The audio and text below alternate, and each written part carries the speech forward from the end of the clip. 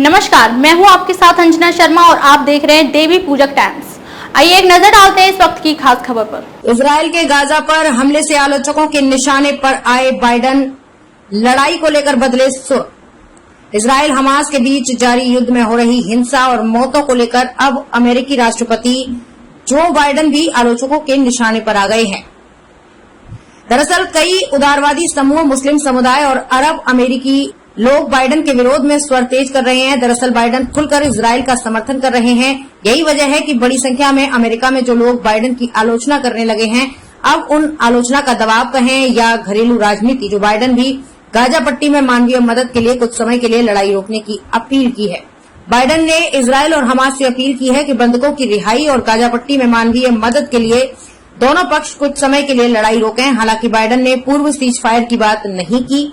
Biden ने कहा कि मुझे लगता है कि थोड़ा रुकने की जरूरत है, मतलब बंधकों की रिहाई के लिए थोड़ा समय देने की आवश्यकता है। बाइडन ने मिस्र द्वारा रफाह क्रॉसिंग खोलने और उससे घायलों और विदेशी नागरिकों की निकालने की इजाजत देने का श्रेय भी लिया।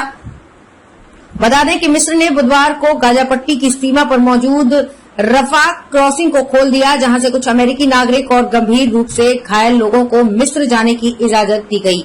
बता दें कि इजराइल हमास के बीच लड़ाई लंबी खिंचने के बाद अमेरिका में राष्ट्रपति जो बाइडन को आलोचनाओं का सामना करना पड़ रहा है।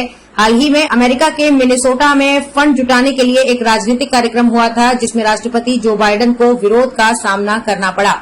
कार्यक्रम में कई लोगों ने इजराइल का खुलकर समर्थन के लिए बाइडन के खिलाफ विरोध किया। बाइडन ने भी स्वीकार किया और अपने संबोधन में कहा कि मैं लोगों की भावनाओं को समझ सकता हूं। ये इजराइल के लिए बेहद मुश्किल है और मुस्लिम दुनिया के लिए भी उतना ही मुश्किल है।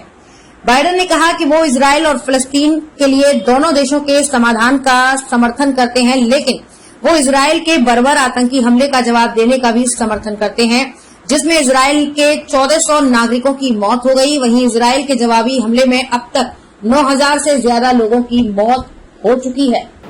खबरों में अब तक के लिए बस इतना ही। फिर होगी आपसे मुलाकात कुछ ऐसी ही खास खबरों के साथ। तब तक के लिए नमस्कार और देखते रहिए देवी पूजक टाइम्स।